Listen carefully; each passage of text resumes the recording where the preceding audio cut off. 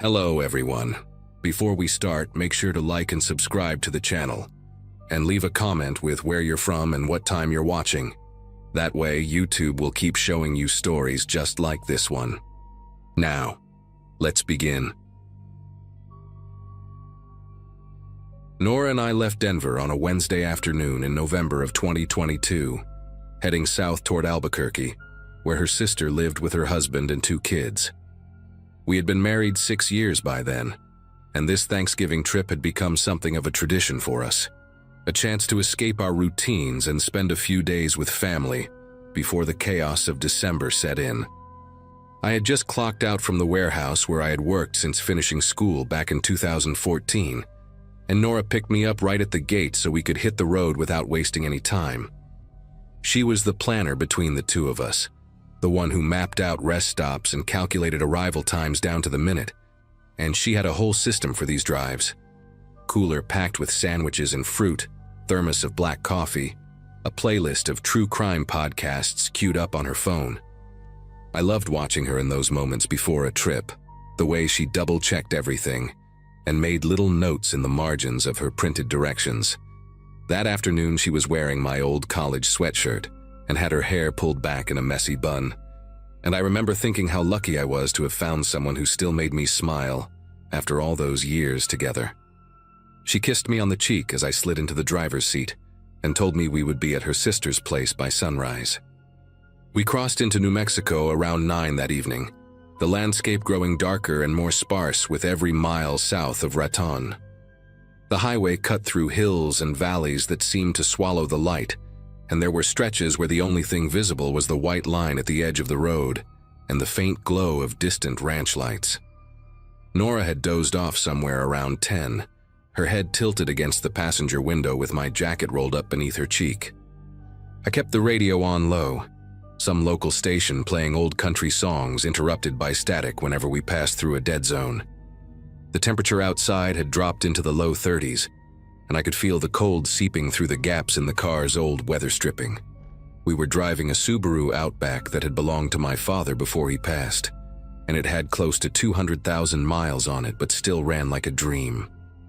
Around 11:30, somewhere on a lonely stretch of I-25 between Raton and Las Vegas, New Mexico, I noticed a pair of headlights in my rearview mirror approaching fast. A dark pickup truck pulled up alongside us, and the driver started honking his horn while gesturing frantically toward the back of our car. I slowed down and rolled my window part way, squinting against the cold wind that rushed into the cabin. The man in the truck was yelling something I could not quite make out, but he kept pointing at our rear tire and making a slashing motion with his hand.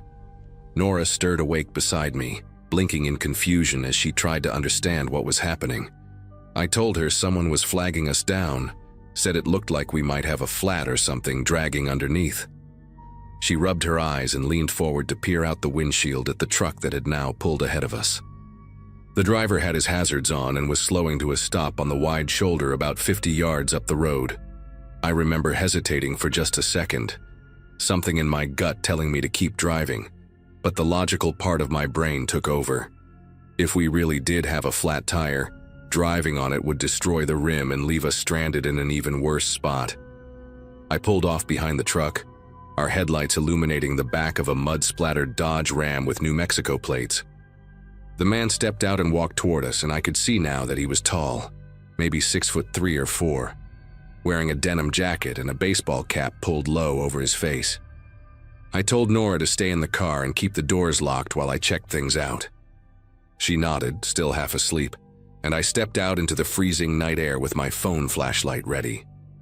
The man met me halfway between our vehicles, and up close I could see he was somewhere in his 40s, with a thick neck and hands that looked like they had spent decades doing hard labor.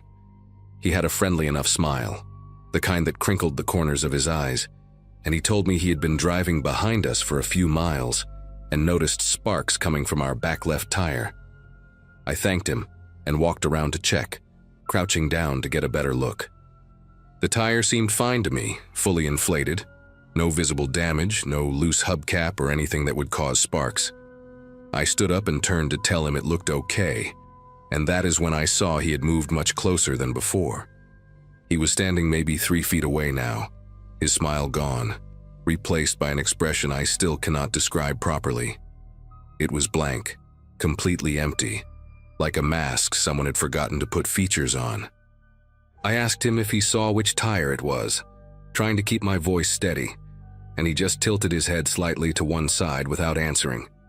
The next few seconds happened so fast that my memory has broken them into fragments, like photographs shuffled out of order.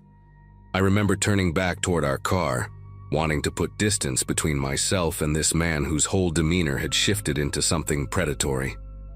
I remember seeing Nora's face through the windshield, her eyes wide with alarm as she watched the scene unfold. And then I felt a hand grab my shoulder from behind, thick fingers digging into the muscle hard enough to leave bruises I would still have a week later. I spun around and saw something metal flash in the dim glow of the headlights, a blade about 6 inches long that he had pulled from somewhere inside his jacket. He did not say a word.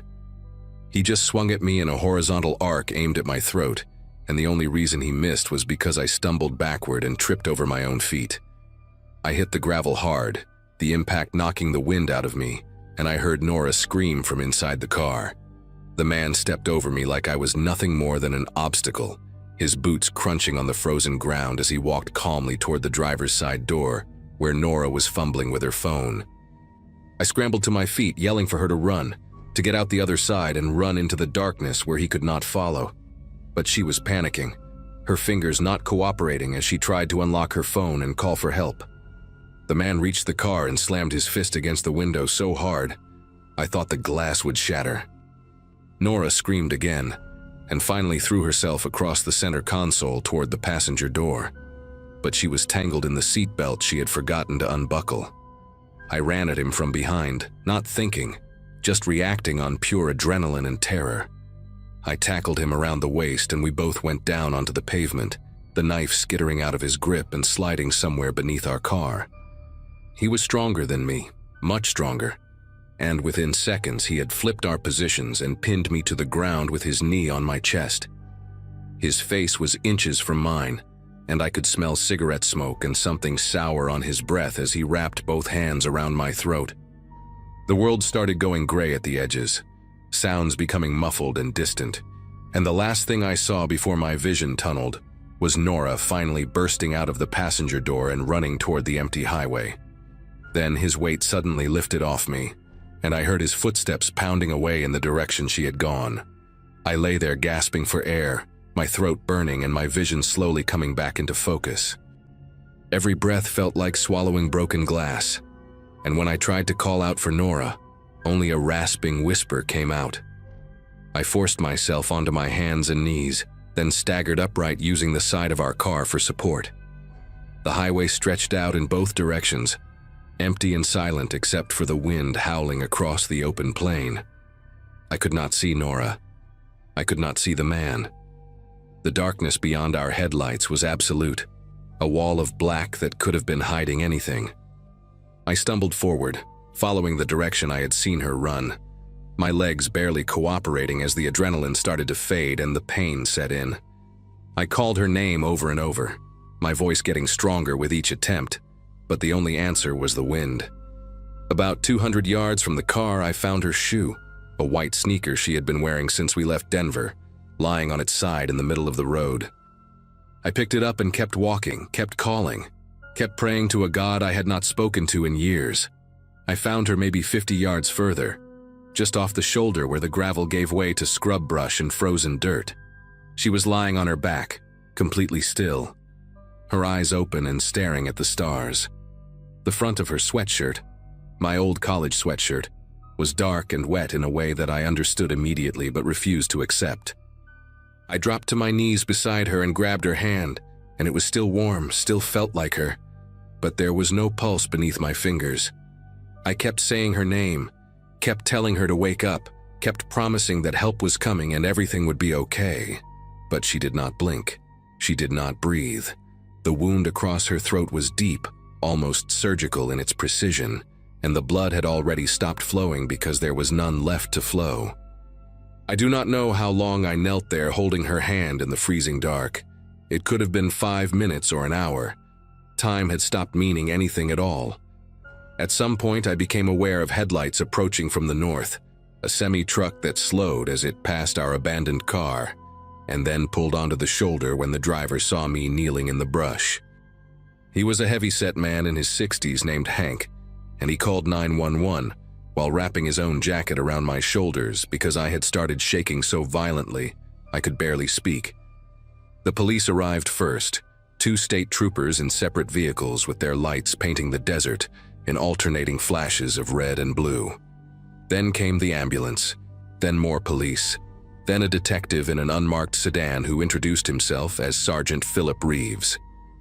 I told them everything I could remember, my voice hollow and mechanical as I described the truck, the man, the fake warning about our tire.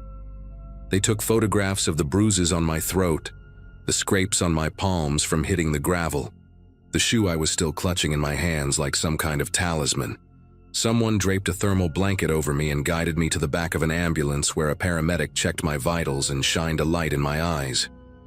I watched from there as they set up a perimeter around Nora's body, as they photographed the scene from every angle, as they eventually covered her with a white sheet that seemed to glow against the dark ground. I kept expecting to wake up, kept waiting for the nightmare to end and find myself back in our apartment with Nora beside me, complaining that I had stolen all the blankets again. But the cold was too real, the pain in my throat too sharp, the image of her empty eyes burned too permanently into my memory. The investigation moved faster than I expected, though the days and weeks that followed are mostly a blur of police stations and funeral arrangements and phone calls I do not remember making. The pickup truck was found abandoned 2 days later at a rest stop near Santa Fe, wiped clean of fingerprints but not clean enough to erase everything. Forensic technicians pulled DNA from a cigarette butt in the ashtray and a partial fingerprint from the rearview mirror that the killer had missed. They matched both to a man named Boyd Driscoll, 44 years old, with a record of assault charges in 3 different states and a warrant out of Texas for a similar attack on a couple near Amarillo 2 years earlier. That couple had survived, barely, because another driver happened to pull over before Driscoll could finish what he started. The FBI joined the case when they connected him to at least 2 other highway attacks across the Southwest, a pattern of violence targeting travelers on isolated stretches of road late at night. They found him 17 days after Nora died, hiding in a trailer park outside of Flagstaff, Arizona, living under a fake name and working cash jobs at a nearby ranch. He did not resist when they came for him. According to the agents who made the arrest, he smiled when they read him his rights, like the whole thing was some kind of game he had finally gotten tired of playing.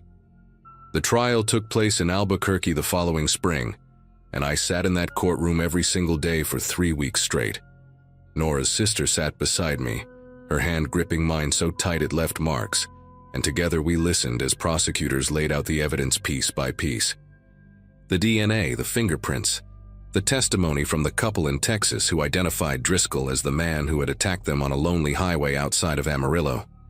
I had to testify too, had to sit on that stand and describe every detail of the worst night of my life, while Driscoll watched me from the defense table with that same blank expression I remembered from the road. His lawyer tried to argue that the evidence was circumstantial, that someone else could have been driving that truck, but the jury saw through it. They deliberated for less than 4 hours before coming back with a guilty verdict on all counts, including first-degree murder.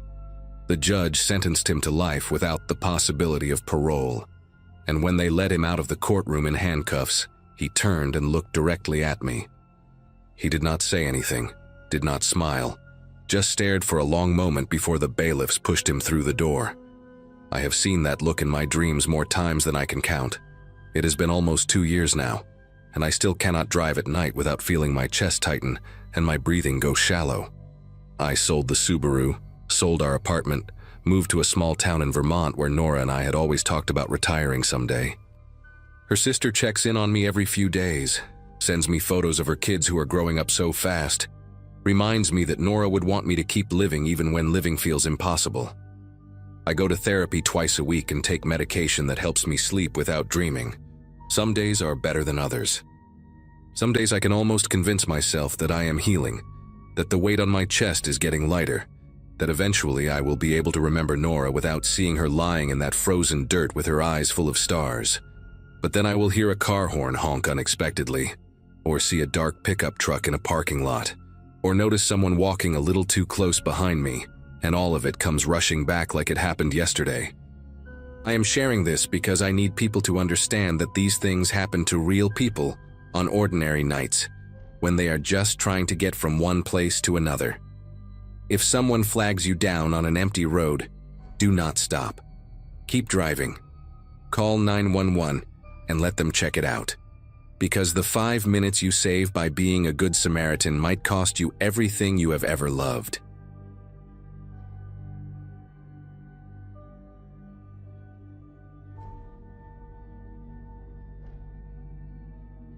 Carla had been asleep for the last hour when everything changed.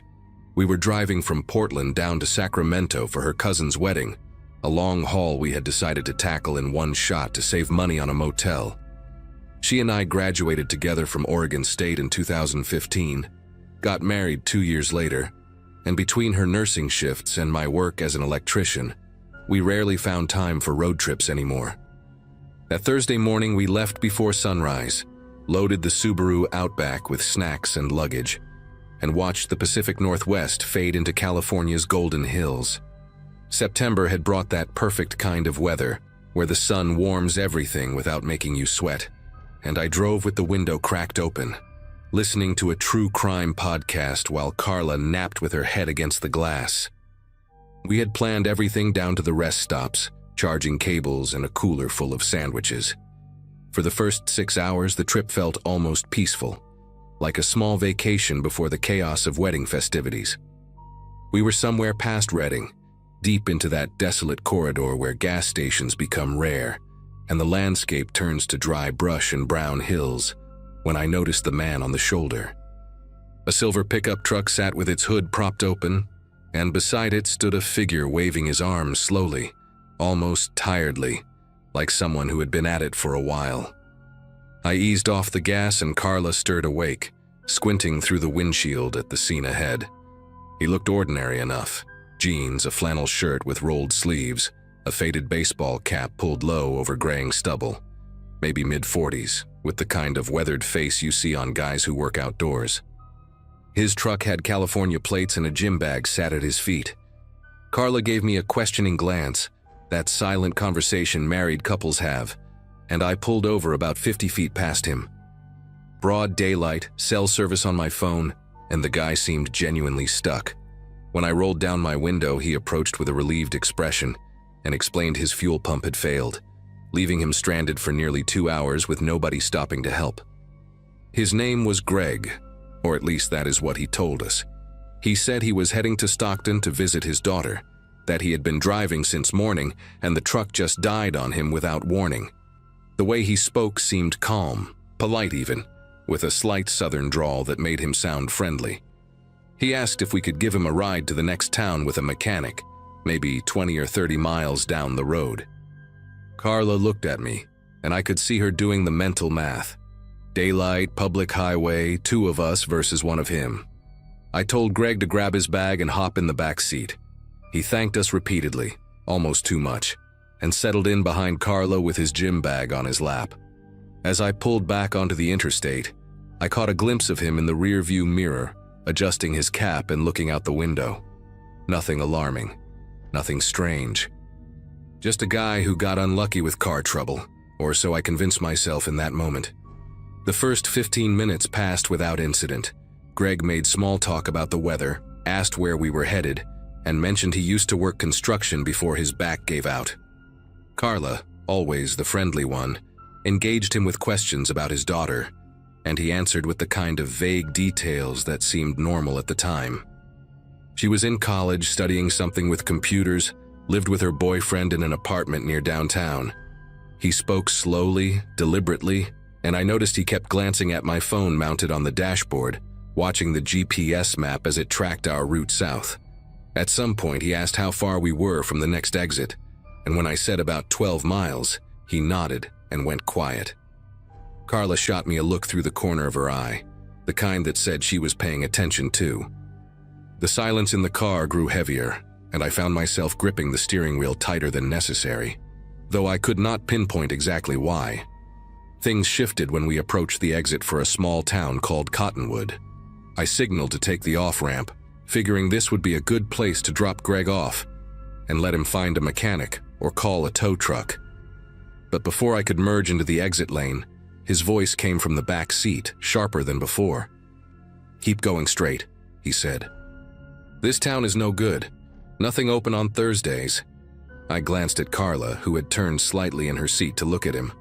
I told Greg this was the exit he had asked for, the next town with services, but he shook his head and insisted we continue to the one after. Something about a friend who worked at a garage there, someone who would give him a deal.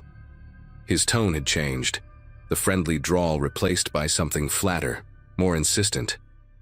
I missed the exit, merging back into the flow of traffic, and watched in the mirror as Greg settled back into his seat with his hands resting on the gym bag. Carla reached over and squeezed my knee, a silent message that I understood completely. The next 20 minutes felt like hours. Greg started giving directions unprompted, telling me which lane to stay in, pointing out upcoming signs as if I could not read them myself. When I mentioned that the GPS showed a rest stop ahead with gas stations and food, he dismissed it immediately, saying those places were overpriced tourist traps and we should keep moving. His voice carried an edge now, not quite threatening, but firm in a way that left no room for discussion. Carla tried to ease the tension by offering him a bottle of water from our cooler, but he declined without looking at her, his eyes fixed on the road ahead. I noticed his right hand had slipped inside the gym bag, resting there casually, and my mind started racing through possibilities I did not want to consider. We were in the middle of nowhere, miles from any town, with a stranger in our back seat who no longer seemed interested in being dropped off anywhere. I decided to test him. I announced that we needed gas, that the tank was getting low, and I would have to stop at the next station regardless of his opinion on tourist traps. Greg leaned forward between the seats, close enough that I could smell cigarette smoke on his clothes, and looked at the fuel gauge on the dashboard. "You got enough to make it another 40 miles, he said, his voice low and steady. "Trust me, there is a better spot up ahead. Cleaner bathrooms, cheaper gas, you will thank me." The way he said it was not a suggestion. Carla had gone rigid in her seat, her hand still on my knee but gripping harder now. I kept driving, my mind working through options that all seemed to end badly. If I pulled over and demanded he get out, what would he do? What was in that bag? The highway stretched ahead, empty and endless. No other cars in sight, just brown hills and dead grass under a sky that suddenly looked too big and too indifferent. I thought about my phone, about calling 911, but Greg was right there, watching everything, and I could not risk making him feel cornered. He started talking about his life, unprompted, in a way that felt like a warning wrapped in conversation. He mentioned he had done time, casually, like he was discussing the weather. Said he had made mistakes when he was younger, got mixed up with the wrong people, spent a few years in a facility up north. "People judge you for your past," he said, staring at the back of Carla's head. "They see a record, and they think they know who you are. But sometimes a man just needs a break, you know? Sometimes he just needs people to help him get where he is going, without asking too many questions." Carla nodded slowly, not turning around, and I could see her chest rising and falling faster than normal. I mumbled something agreeable, playing along, buying time. Greg smiled at that, a brief flash of teeth in the rearview mirror, and patted the gym bag on his lap like it was a pet. "You two seem like good people," he continued. "Smart people. The kind who understand that some situations are better handled quietly." I felt sweat forming on my palms despite the air conditioning blowing cold, and I realized with horrible clarity that we were completely at his mercy. We had been driving for another 15 minutes when I spotted something ahead that changed everything. Red and blue lights flickered in the distance, a cluster of patrol cars parked along the shoulder with officers standing outside, setting up what looked like a checkpoint. My heart jumped, and I saw Carla sit up straighter, hope flashing across her face for the first time in an hour. But Greg saw it too. He cursed under his breath and leaned forward again, his hand now fully inside the gym bag, gripping something I could not see. "Take the next exit," he hissed, his voice completely different now, all pretense of friendliness gone. "Do it now, before we get any closer." I looked at the GPS and saw an exit approaching in half a mile, a rural route that led into empty farmland with no towns marked for miles. My hands trembled on the wheel as I weighed my choices. If I took the exit, we would be alone with him on a deserted road with no witnesses. If I kept driving toward the checkpoint, I had no idea what he would do, what he would pull from that bag in desperation. Carla made the decision for me. She pointed at the dashboard and said, loud enough for Greg to hear, that the engine temperature was spiking, and we needed to pull over immediately or risk blowing the radiator. It was a lie. The gauge was fine, but she sold it with convincing panic in her voice. I understood instantly what she was doing. I flicked on the hazard lights and started slowing down, pulling toward the shoulder about a quarter mile before the checkpoint, close enough that the officers could see us but far enough that Greg might feel he had a chance to run. "What are you doing?" he demanded, his voice rising. I told him the car was overheating, that I had no choice, that we would be stuck on the highway if I did not stop. He looked at the police lights ahead, then at the open fields beside us, calculating his options. For a long, terrible moment, I thought he was going to do something violent. I could feel it in the air, that electricity before a storm breaks. Carla was pressed against her door, ready to jump out the second the car stopped, and I had already decided I would throw myself at him if he made any move toward her. The car rolled to a stop on the gravel shoulder, and for 3 seconds nobody moved. Greg stared at the police lights, then back at us, then at the open field stretching toward a line of trees maybe 200 yards away. I kept my hands visible on the steering wheel, trying to look as non-threatening as possible, giving him no reason to escalate. "Stay in the car," he said quietly, almost to himself, and then he grabbed his gym bag and opened the rear door. He did not run at first. He walked quickly but deliberately, heading away from the highway toward the tree line without looking back. Carla grabbed my arm and we both stayed frozen, watching him go, neither of us willing to move until he was far enough away. When he reached the edge of the field, maybe 50 yards out, he finally broke into a jog and disappeared into the brush. I exhaled for what felt like the first time in an hour. Carla was shaking beside me, her face pale, and I pulled her into an awkward hug across the center console. We sat there for a minute, just breathing, just being alive and together and safe. One of the officers from the checkpoint approached our car a few minutes later, a tall woman with a calm demeanor who asked if we were having car trouble. I told her the truth, that we had picked up a hitchhiker who had grown threatening and had just fled into the field. Her expression changed immediately, and she radioed to her colleagues while asking us for a description. We told her everything we could remember: the flannel shirt, the baseball cap, the gym bag, the silver pickup truck with California plates abandoned back near Redding. She listened carefully, taking notes, and then told us something that made my entire body go cold.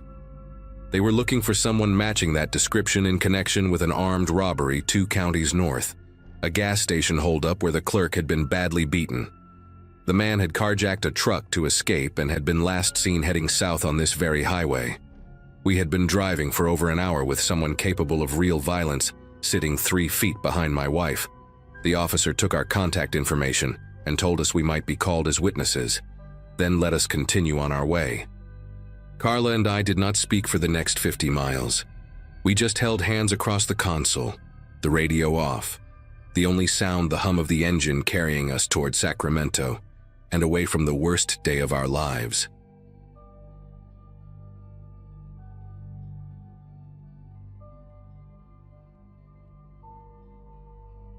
Corey swore he could drive through anything, and we were all dumb enough to believe him.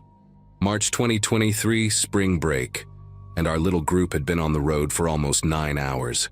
Me riding shotgun, Corey behind the wheel of his dad's old Suburban, his girlfriend Megan in the middle row, and Dante and Lila crammed in the back with all our bags. We had graduated together the year before, class of 2022, and this Austin trip was supposed to be our big farewell before adult life pulled us apart. The plan seemed brilliant at the time. Drive through the night, skip the motel, save $100. The weather had started getting ugly somewhere past the Texas-Oklahoma border, but Corey just turned up the radio and Dante cracked open a bottle of whiskey he had smuggled from his older brother's cabinet. I took a drink when it came my way, felt the burn go down my throat, and laughed at something stupid Lila said. We were young, we were together, and the storm outside felt like nothing more than background noise to our little adventure. The rain got heavier around midnight. I was sitting in the front passenger seat, watching the windshield wipers struggle to keep up. The road we were on, some state highway I cannot even remember the number of now, was pitch black except for our headlights. No street lamps, no other cars, just endless darkness on both sides. Corey had been driving for almost 5 hours at that point, and I noticed his eyes were getting heavy. He kept rubbing his face and rolling down the window to let the cold air hit him. Megan suggested we pull over somewhere and rest for a few hours, but Corey waved her off. Said we were only 3 hours out, that stopping now would be stupid when we were so close. Dante laughed from the back and made some joke about Corey being a lightweight, and that was when Corey grabbed the whiskey bottle and took a long drink just to prove a point. I should have said something. I should have grabbed the wheel or demanded we stop. But I just sat there, watching the rain pound against the glass, telling myself we would be fine. Around 1 in the morning, Lila fell asleep against the window in the back. Megan had dozed off too, her head resting on a bundled-up jacket. Dante was scrolling through his phone, the blue light making his face look ghostly in the darkness. I remember feeling my own eyelids getting heavy, that dangerous pull of sleep when you have been awake too long. The heater was blasting, the car was warm, and the sound of the rain had turned into this constant white noise that made everything feel dreamlike. I pinched my arm a few times to stay alert, kept checking on Corey. He was blinking too much, that rapid flutter people do when they are fighting to stay conscious. I asked him if he wanted me to take over, told him I could drive the rest of the way. He shook his head, said he was fine, said we were almost there. The GPS showed 2 hours and 40 minutes remaining. I remember that number exactly because I stared at it, wondering if we would actually make it. The curve came out of nowhere. 1 second we were on a straight stretch of highway, and the next the road bent sharply to the left. There was a yellow warning sign, I think, but the rain was coming down so hard that Corey did not see it until we were right on top of it. He yanked the wheel, overcorrected, and suddenly the Suburban was sliding sideways across the wet asphalt. I heard Megan scream from behind me, this piercing sound that cut through everything. The tires made a horrible squealing noise as Corey tried to regain control, pumping the brakes the way you are not supposed to do on a slick road. Time stretched out in that weird way it does during a crisis. I could see every drop of rain frozen in the headlights, could feel my body pressing against the seatbelt as we spun. Then we hit the guardrail on the right side of the road, and the impact threw me forward so hard I thought my chest would cave in. The car did not stop at the guardrail. We went through it or over it, I still do not know which. All I remember is the sensation of falling, this sickening drop in my stomach as the Suburban left the road entirely. We rolled at least twice, maybe 3 times. Glass shattered everywhere. I heard Dante yelling something, heard metal crunching and twisting around us. My head slammed against the window, against the dashboard, against something hard that split my forehead open. Everything was spinning, tumbling, a chaos of sounds and pain and absolute terror. When the car finally stopped moving, we were upside down in a ditch, the engine still running, the headlights pointing at nothing but mud and broken branches. I was hanging from my seatbelt, blood dripping from my face onto the ceiling below me, and for a few seconds I could not hear anything except a high-pitched ringing in my ears. The first thing I became aware of after the ringing faded was Megan crying. Not screaming anymore, just these broken, gasping sobs that sounded like she could not catch her breath. I called out to Corey, but he did not answer. His body was slumped forward, held in place by his seatbelt, and his arms were dangling limp toward the crushed roof beneath us. I could see blood on his face, a lot of it, but I could not tell where it was coming from. My hands were shaking so bad I could barely find my seatbelt buckle. I kept pressing the button, over and over, but it was jammed or bent or something. The rain was still pounding outside, coming in through the broken windows, mixing with the blood on my face. I finally got my belt undone and dropped hard onto the ceiling, landing on broken glass and pieces of plastic from the dashboard. The pain in my shoulder hit me then, this sharp burning sensation that made me want to throw up. I think I dislocated it in the crash, but I did not know that yet. All I knew was that something was very wrong with my left arm. I crawled toward Corey first because he was closest. The whole front of the car was caved in, the steering wheel pressed up against his chest in a way that made my heart seize up. I grabbed his face, slapped his cheek a few times, kept saying his name like that would somehow wake him up. His eyes were closed, and there was a deep gash running from his hairline down to his eyebrow, blood pumping out in a steady rhythm that scared me more than anything. He was breathing, though. I could see his chest rising and falling in shallow little movements. Behind me, I heard Dante groaning and Lila calling out for help, her voice high and panicked. Megan had stopped crying and gone quiet, which was almost worse. I did not know what to do, did not know who to help first. We were in the middle of nowhere, upside down in a ditch, and none of us had any idea if help was coming or if we would just bleed out there in the dark. Dante managed to kick out the back window. I heard the glass give way and then saw him crawling out into the mud, dragging himself on his elbows because something was wrong with his legs. He was cursing the whole time, a steady stream of words I could barely make out through the rain. I turned back to check on Megan, and that was when I saw her arm. It was bent at an angle that arms do not bend, the bone pushing up against the skin like it was about to break through. She was conscious, but her eyes had this glazed, faraway look, like her brain had shut down to protect her from the pain. Lila was the least injured somehow, just cuts and bruises from what I could see. She climbed out after Dante and immediately started screaming for help into the darkness, her voice swallowed up by the storm. I stayed with Corey and Megan, trying to keep them both awake, talking to them about anything I could think of. I told Corey about the time we skipped class freshman year to go fishing. I told Megan about how Corey had talked about proposing to her after they both found jobs. Stupid things, desperate things, anything to keep them with me. My phone was destroyed. The screen cracked into a spider web of broken glass. Dante's phone had flown out of his hand during the crash and we never found it. But Lila still had hers, somehow, tucked into the pocket of her jacket. She called 911 and tried to explain where we were, but none of us knew. We had been on some state highway heading south toward Austin, but we could not remember which one or how far we had gone. The dispatcher kept asking for landmarks, for mile markers, for anything that could help them find us. All Lila could say was that we were in a ditch, that it was dark, that her friends were dying. That last word hit me like a punch to the chest. Dying. I had not let myself think it until she said it out loud. The dispatcher told us to stay on the line, said they would try to trace the call, told us to keep everyone as still as possible. The rain kept coming down and the minutes stretched into something that felt like hours. I held Corey's hand and watched his chest rise and fall, counting each breath like it might be his last. The ambulance took 47 minutes to find us. I know because Lila's phone showed the call duration when they finally arrived. 47 minutes of sitting in the rain, in the dark, watching my best friend slip in and out of consciousness. At some point, Megan started shivering uncontrollably, her whole body shaking despite the fact that it was not even that cold out. Shock. I know now. Her body was shutting down. Dante had dragged himself to a tree and was leaning against it, his face pale and his lips turning a bluish color that terrified me. When I finally saw the flashing lights up on the road, I started crying. Not quiet tears, but ugly, heaving sobs that came from somewhere deep in my chest. The paramedics had to rappel down into the ditch because it was too steep for a stretcher.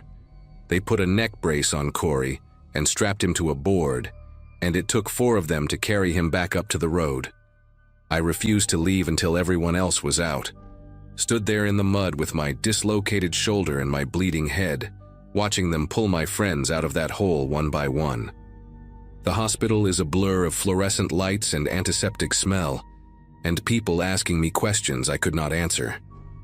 They popped my shoulder back into place without warning, and I screamed so loud a nurse came running from down the hall. 13 stitches in my forehead, a concussion, 2 cracked ribs I did not even know I had. But I was the lucky one. Dante had shattered both his kneecaps and needed surgery that same night. Megan's arm was broken in 3 places, and she had internal bleeding that required emergency surgery. Lila had a fractured collarbone and whiplash so bad she could not turn her head for weeks. And Corey, the one who had sworn he could drive through anything, was in a medically induced coma for 4 days.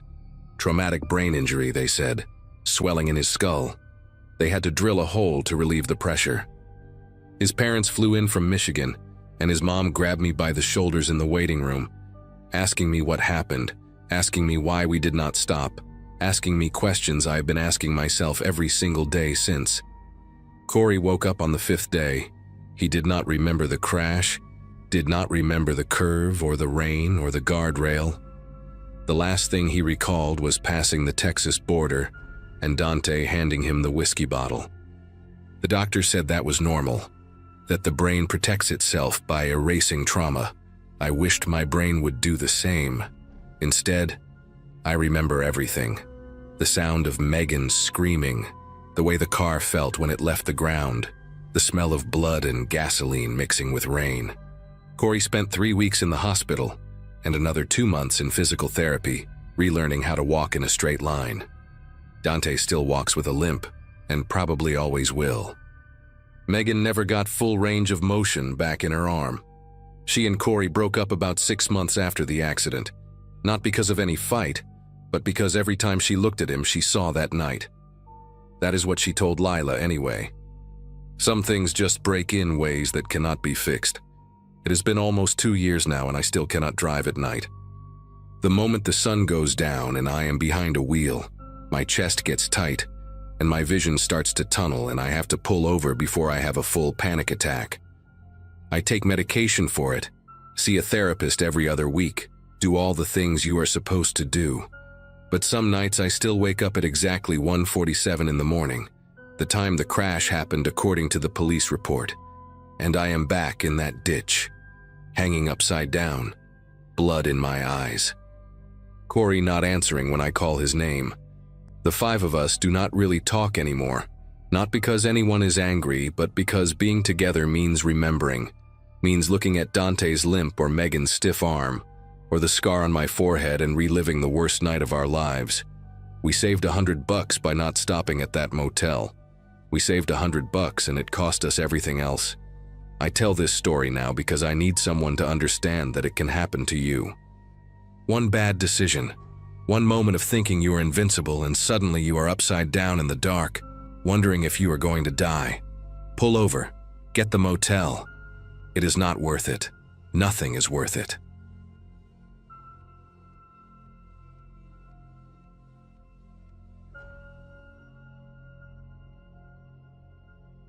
Patty and I had been married for 41 years.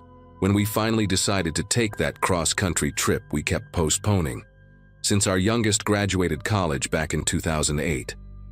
I had retired from the Postal Service 2 years prior, and she had just finished her last semester teaching 4th grade at Ridgemont Elementary. Our granddaughter Ellie was turning 5 in Arizona, and our son Craig kept insisting we make the drive out instead of flying. He wanted us to experience the open road, see the landscapes we had only talked about over dinner for decades. So we bought a used camper, a 2014 Winnebago Adventurer that still had good bones despite the faded exterior. We spent 3 weeks getting it road ready, checking every seal, every hose, every belt. Patty picked out new curtains, pale blue with little white flowers, and I installed a better radio system so we could listen to her audiobooks during the long stretches. We mapped our route carefully, planning stops at national parks and small diners that had good reviews online. We left Cedar Falls, Iowa on a Saturday morning in late September, the kind of day where the air smells like wood smoke and fallen leaves. Patty made egg sandwiches wrapped in foil for breakfast, and I filled 2 thermoses with black coffee. Our neighbors, Harold and Deb Winslow, waved from their porch as we pulled out of the driveway, the camper groaning slightly under the weight of everything we had packed. Behind us, we towed our old Subaru Outback, figuring we would need a smaller vehicle once we arrived at Craig's place for day trips and grocery runs. The first 2 days went exactly as planned. We stopped at a campground near Omaha the first night, grilled burgers on our little portable stove, and watched the sunset paint the sky orange and pink. Patty fell asleep reading her mystery novel while I stayed up listening to the crickets and feeling genuinely happy for the first time in months. I remember thinking that this was exactly what retirement was supposed to feel like. I had no idea that within 72 hours, everything would shatter into something I still cannot fully explain. By the third day, we had crossed into Colorado and were making our way through some of the most isolated stretches of highway I had ever seen. The landscape shifted from flat farmland to rugged hills, dotted with scrub brush and red rock formations. Cell service became spotty around noon, and by 2 in the afternoon, we had no signal at all. Patty kept checking her phone, wanting to send pictures to Craig, but eventually she gave up and just started taking photos to send later. We stopped for gas at a small station outside a town called Elwood Springs, population maybe 300 according to the faded sign. The station was one of those old-fashioned places with just 2 pumps and a little convenience store attached. A man came out to help us, which surprised me since I had not seen full-service gas in years. He was tall and wiry, maybe in his 50s, with deep lines carved into his face from sun exposure, and a faded denim jacket despite the warmth. His name tag said Roy, and he smiled at us in a way that seemed friendly enough, though his eyes lingered on our camper and the Subaru behind it a little too long. Roy asked where we were headed, and I told him Arizona to see family. He nodded slowly, wiping his hands on a rag that looked like it had never been clean. He mentioned that the route we were taking, Highway 84 through the Canyon Pass, had been having some trouble lately. When I asked what kind of trouble, he just shrugged and said folks had been reporting car problems out there, breakdowns in spots where tow trucks took hours to arrive. He suggested we take the longer route through Millbrook instead, adding maybe 2 hours to our trip but keeping us on busier roads. Patty and I exchanged a look. We had planned this route specifically because of the scenic views through the canyon, and 2 extra hours meant arriving at Craig's place well after dark. I thanked Roy for the advice but told him we would stick to our original plan. He did not argue, just handed me my receipt and said to be careful out there. As we pulled away, I saw him in my side mirror, still standing by the pumps, watching us until we disappeared around the bend. Patty mentioned that he seemed nice, just a little odd. I agreed, though something about the encounter sat uneasy in my chest, a feeling I pushed aside because I did not want to ruin the mood of our trip. Highway 84 wound through the canyon like a gray ribbon draped over ancient bones. The rock walls rose on either side of us, striped with layers of orange and brown and deep purple, where the shadows pooled. Patty had her window down, snapping pictures every few minutes, marveling at formations that looked like castles, or sleeping giants depending on how the light hit them.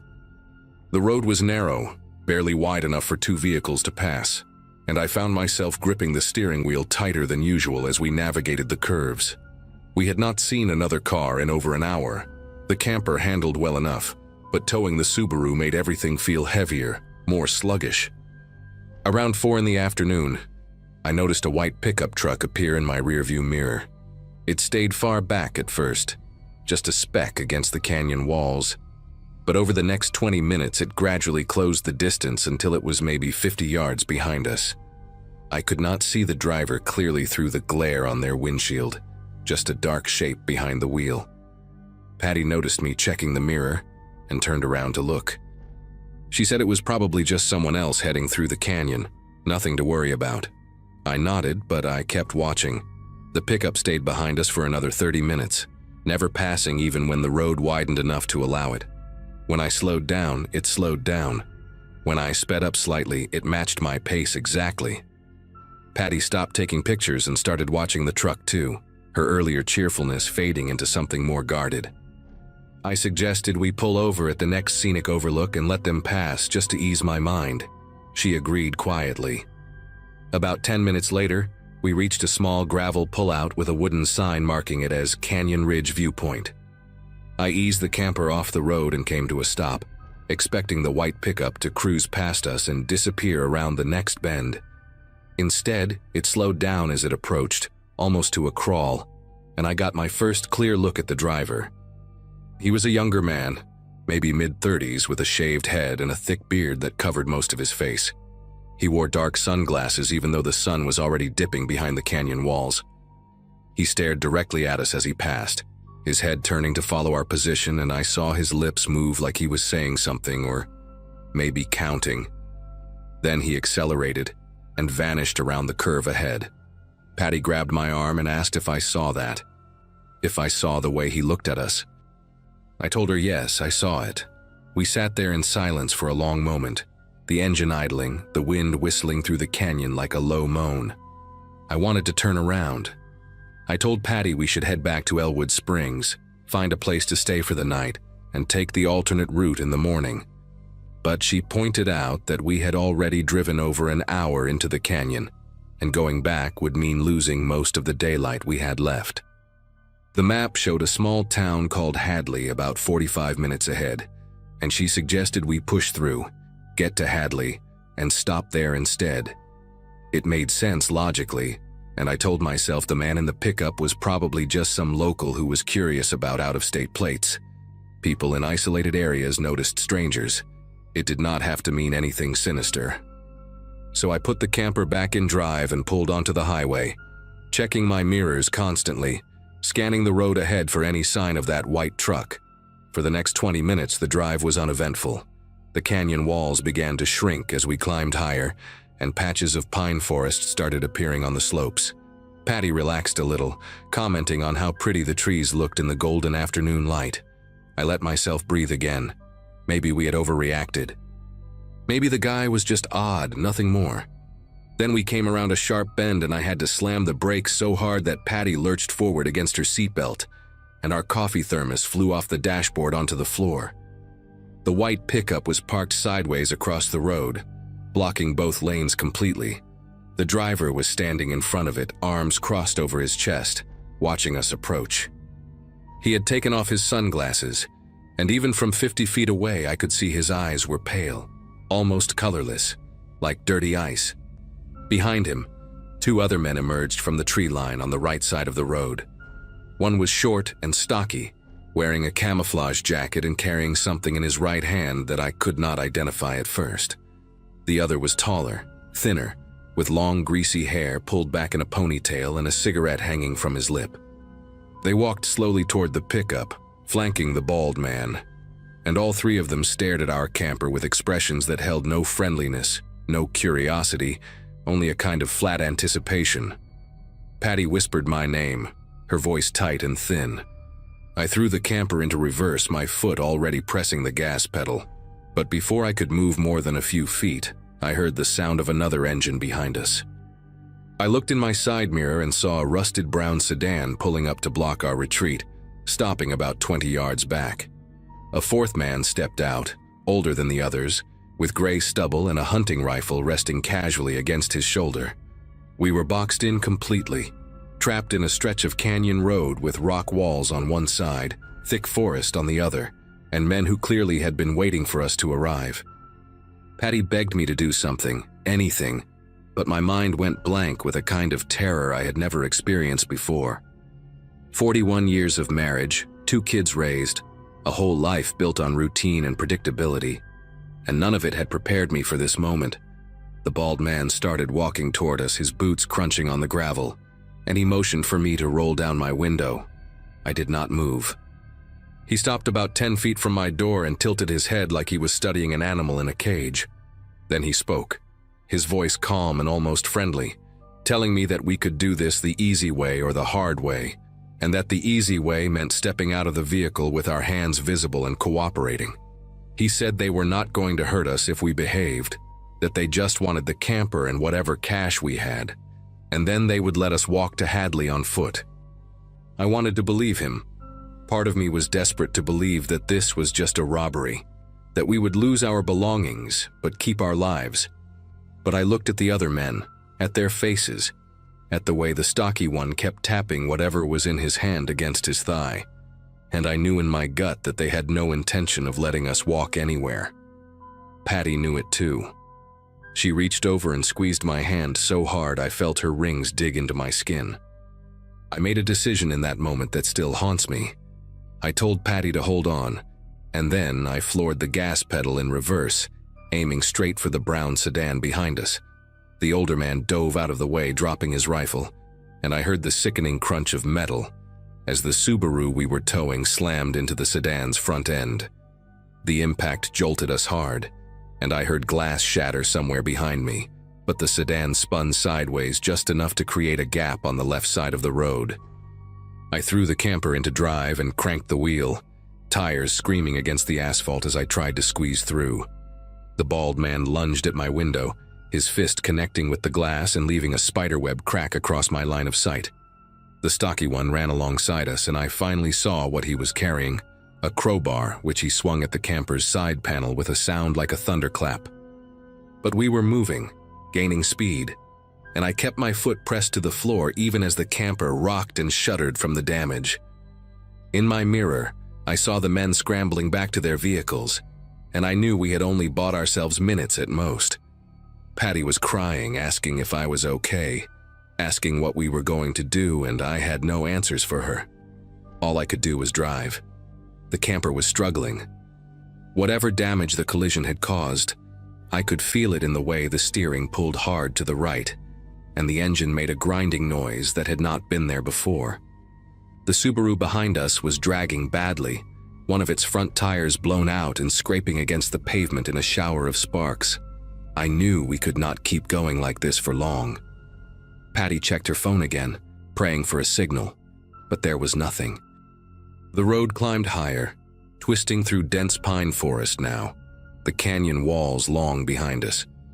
I checked my mirrors every few seconds, expecting to see headlights, but the road behind us stayed dark. Maybe we had disabled their vehicles enough to slow them down. Maybe they had given up. I did not believe either possibility, but I let myself hope. About 15 minutes later, the camper started shuddering violently, and a horrible burning smell filled the cab. Patty pointed at the temperature gauge, which had climbed all the way into the red. The radiator must have been damaged in the collision. I had no choice but to pull over before the engine seized completely. I found a dirt road that branched off the highway, partially hidden by overgrown brush, and I turned onto it, driving about a quarter mile until we were out of sight from the main road. Then I killed the engine and we sat there in the sudden silence, listening to the ticking of hot metal and the distant sound of wind moving through the trees. I told Patty we needed to abandon the camper. On foot, in the dark, we might have a chance of hiding until morning, and then we could find our way to Hadley or flag down a passing car. She did not argue. We grabbed what we could carry quickly, water bottles, a flashlight, her phone even though it was useless, my wallet with our cash and cards. I thought about the Subaru, but one look at its mangled front end told me it was not going anywhere. As we climbed out of the camper, the forest around us felt enormous and alive, every rustle of leaves making my heart pound. We started walking deeper into the woods, away from the dirt road, trying to move quietly through the underbrush. Patty held my hand so tight I could feel her pulse racing against my palm. We walked for maybe 20 minutes, stumbling over roots and rocks in the fading light, until we found a small ravine with a rocky overhang that offered some concealment. We crawled underneath and pressed ourselves against the cold stone, barely breathing, waiting. The darkness came fast, swallowing the forest in shades of black and gray. And then, from somewhere back toward the highway, I heard the sound of engines. More than one. They had found us, or at least found where we had turned off. Patty buried her face against my shoulder to muffle any sound, and I wrapped my arms around her, feeling her whole body tremble. Headlights flickered through the trees in the distance, sweeping back and forth like searchlights, and I heard men's voices calling out to each other, though I could not make out the words. We stayed under that overhang for hours.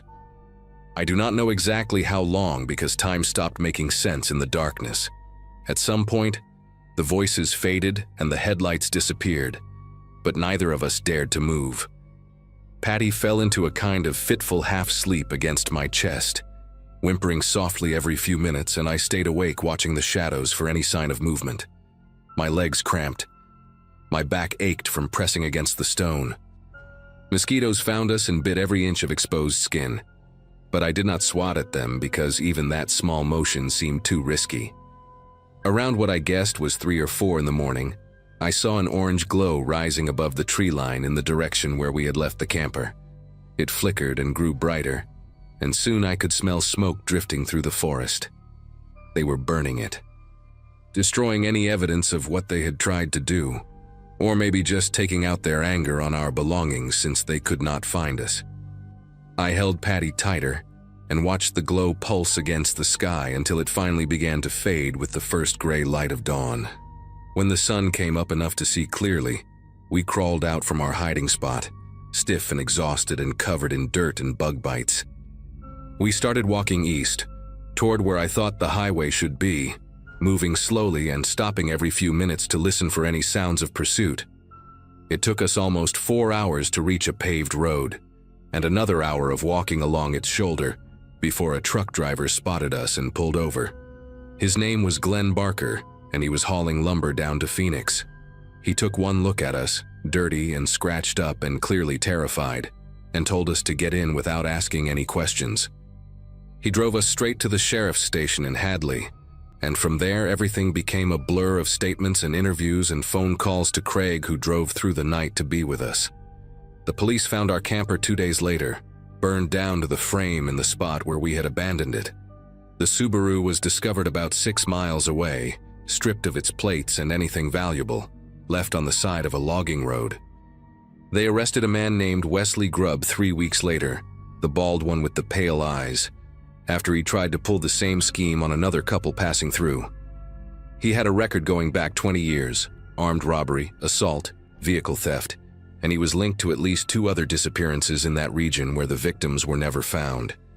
The other men scattered and were never identified, at least not that the police ever told us. Wesley never confessed to anything, never explained what they had planned to do with us if we had cooperated that day on the canyon road.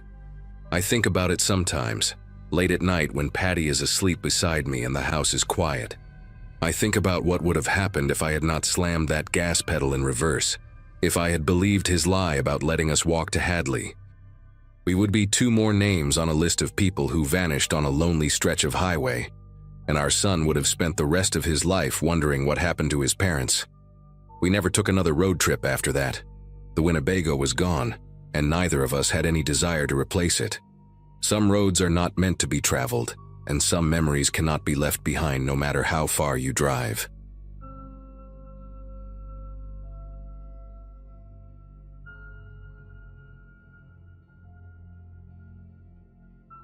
Around 2 in the morning, my buddy Grant and I were about 6 hours into what was supposed to be a 12-hour drive from Denver to Kansas City. We had left after his shift ended at the warehouse, figuring we could split the driving and make it by noon the next day. Neither of us had slept much the night before, him because of work, me because my mind was racing about seeing my dad in the hospital. Grant was behind the wheel when he started drifting, just slightly, toward the shoulder. I told him to pull over before he killed us both. We had passed the last real rest stop maybe 40 miles back, but there was this little turnoff coming up on the right side of the highway. No sign, no lights, just a gravel patch carved into the trees. Grant pulled in and parked near the edge where the gravel met the grass. The plan was simple: sleep for 2 or 3 hours, then keep moving. We both got out to stretch. The air was cold for September, that kind of cold that sneaks into your jacket and sits against your skin. Grant walked toward the tree line to take a leak while I paced around the car, trying to shake off the stiffness in my legs from sitting for so long.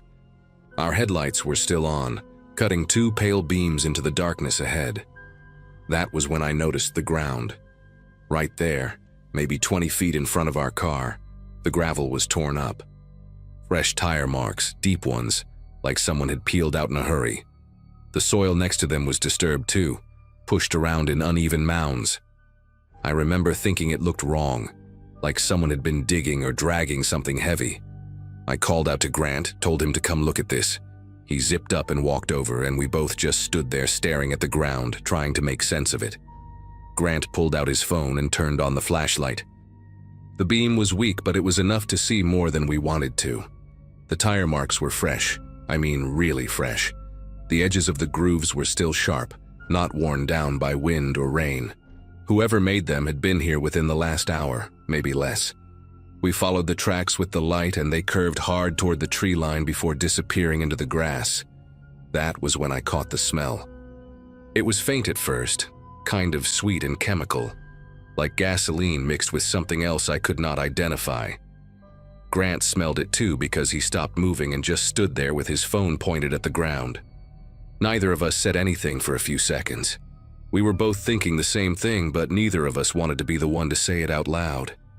I took the phone from his hand and walked a few more steps toward where the smell was coming from. About 10 feet from the edge of the gravel, half hidden in the tall grass, I found a pair of gloves. They were the disposable kind, latex or nitrile, the type you see doctors wearing. One of them was inside out, like someone had ripped it off in a hurry. I crouched down to get a better look, and that was when I saw the jacket. It was maybe 5 feet further into the grass, bunched up like someone had thrown it there. Dark colored, looked like denim or maybe canvas. I moved the flashlight beam across it and my stomach turned.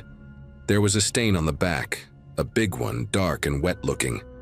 I have never seen that much blood on anything in my life, not even in movies where they exaggerate everything. This was real. The fabric was soaked through in some places, and there were smears leading away from it, deeper into the brush. Drag marks. Someone had been dragged from this spot into the woods. I stood up so fast I almost lost my balance. Grant was right behind me, looking over my shoulder, and I heard him whisper something under his breath. A curse, a prayer, I do not know. My mind was racing, trying to process what I was seeing, trying to come up with some innocent explanation that would make all of this okay. Maybe it was an animal. Maybe hunters had been here and dressed a deer or something. But hunters do not wear latex gloves. Hunters do not leave behind jackets soaked in blood. And those drag marks were wide, too wide to be an animal. The grass flattened in a path that was clearly made by something human-sized being pulled through it. I turned the flashlight off and grabbed Grant by the arm. "We need to leave," I told him. "Right now." He did not argue. We both started walking back toward the car, trying not to run, trying not to make noise. Every sound seemed amplified in that darkness. Our footsteps on the gravel, our breathing, the rustle of wind through the trees. I kept expecting to hear something else, footsteps that were not ours, a voice, something. We were maybe 15 feet from the car when Grant stopped walking. He grabbed my shoulder and squeezed hard, not saying anything, just pointing. I followed his finger toward the tree line on the opposite side of the rest area, the side we had not explored. There was a light. Faint, yellowish, barely visible through the branches. It looked like a flashlight beam, but it was not moving. Just sitting there, pointed in our direction. I could not tell how far away it was. 50 feet, maybe 100. The trees made it impossible to judge distance. We stood there frozen, staring at that light, waiting to see if it would move. It did not. But then it turned off. 1 second it was there, the next it was gone, and the darkness that replaced it felt heavier somehow. Grant and I looked at each other. I could see the fear on his face even in the dim glow from our headlights. Without a word, we both broke into a run toward the car. I got to the passenger side and yanked the door open while Grant fumbled with his keys. My hands were trembling so bad, I could barely get my seatbelt on. Grant dropped the keys once, picked them up, dropped them again. I wanted to scream at him to hurry, but I could not find my voice. Finally, he got the key in the ignition and the engine turned over. He threw the car into reverse and we shot backward, gravel spraying everywhere, the tires spinning for a second before they caught. I twisted around in my seat to look out the back window, and that was when I saw the figure. A person, just standing there at the edge of the tree line where that light had been. I could not make out any features, just a shape, dark against darker, watching us leave. Grant must have seen it too in the rearview mirror because he said something I will not repeat and floored the gas pedal. We hit the highway going way too fast. the back end of the car fishtailing before he got it under control. Neither of us looked back again. We drove in silence for the first 10 minutes. I kept checking the side mirror, expecting to see headlights behind us, expecting someone to be following. The road was empty. Just us and the dotted yellow line and the black wall of trees on either side. My heart was pounding so hard I could hear it in my ears. Grant's knuckles were white on the steering wheel, his jaw clenched tight. I wanted to say something, anything to break the tension, but every time I opened my mouth, nothing came out. What do you even say after something like that? We just found evidence of what looked like a murder or an assault or something terrible, and there was someone in those woods who saw us find it. Someone who watched us discover what they did. I kept thinking about that light turning off. Whoever was holding it made a choice in that moment.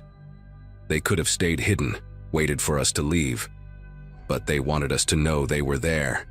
They wanted us to see them watching. About 30 miles down the highway, we found a gas station that was still open.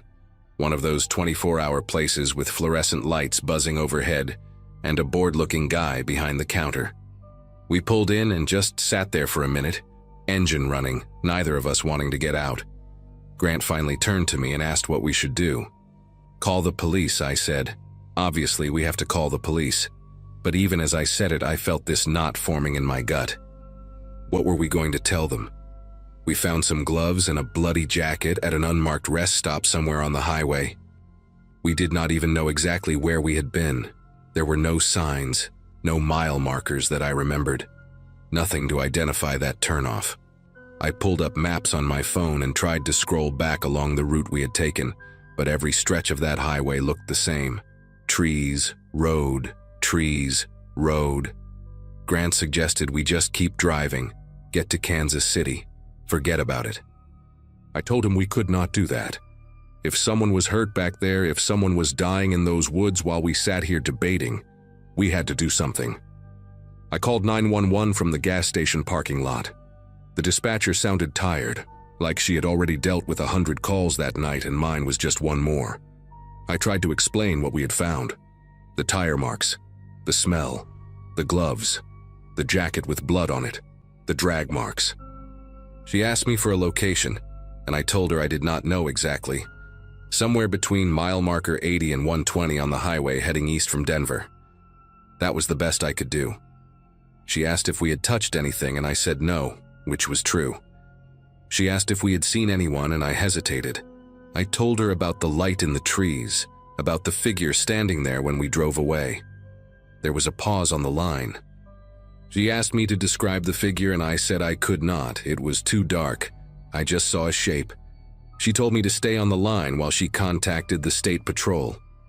Grant and I sat there in that parking lot for almost an hour, waiting for someone to call us back. When they finally did, it was a trooper who said they were sending units to check the area, but that it might take a while to locate the exact spot. We made it to Kansas City around noon the next day. I spent 3 days at the hospital with my dad, barely sleeping, jumping at every noise. Grant stayed with his cousin in the city and we texted back and forth but did not really talk about what happened. It was like we had made some unspoken agreement to pretend it was just a bad dream. On the 4th day, I got a call from a detective with the state patrol. He said they had found the rest area we described. He said they had found evidence of what he called a violent incident. He would not give me details over the phone, just asked if I would be willing to come in and give a formal statement when I got back to Denver. I said yes. When I asked him if they found anybody in the woods, he went quiet for a second. Then he said they were still investigating and could not comment on an active case. The way he said it, the weight in his voice, told me everything I needed to know. They found something in those trees, or someone. And I do not think whoever it was made it out alive. I gave my statement a week later.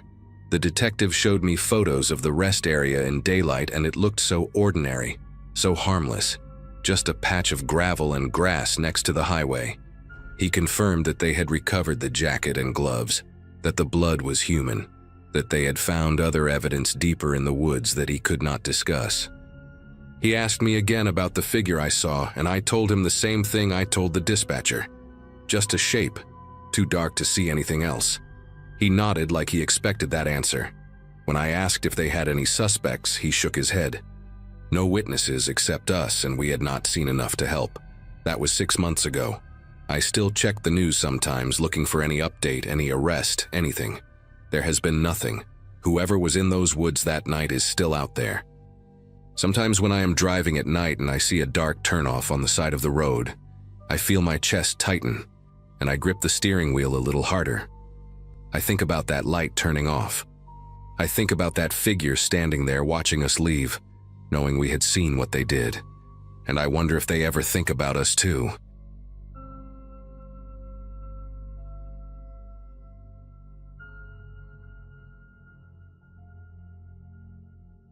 Five of us crammed into my buddy Garrett's old Chevy Suburban that Friday night in March 2024, heading from Austin to New Orleans for a bachelor party weekend. My friend Milo was getting married in 2 months, and we had rented a house in the French Quarter, pooled our money for the trip, and taken the day off work.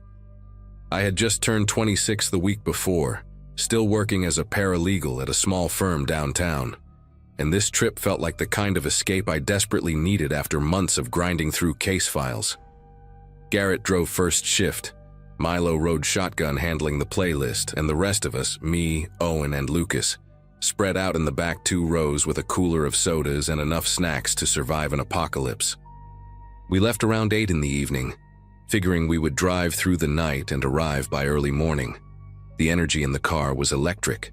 5 guys in their mid-20s acting like teenagers again, laughing about old college stories and roasting Milo about finally settling down.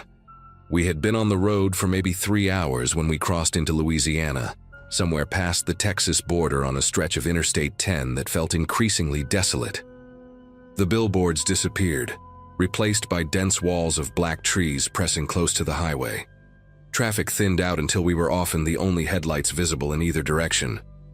Garrett had the cruise control set at 72, keeping us just above the speed limit, but nothing crazy. Owen had fallen asleep against the window, and Lucas was scrolling through his phone with the brightness turned way down. Milo and I were debating whether to stop for gas at the next exit or push through another hour, when Garrett suddenly sat up straighter and squinted into the rear-view mirror.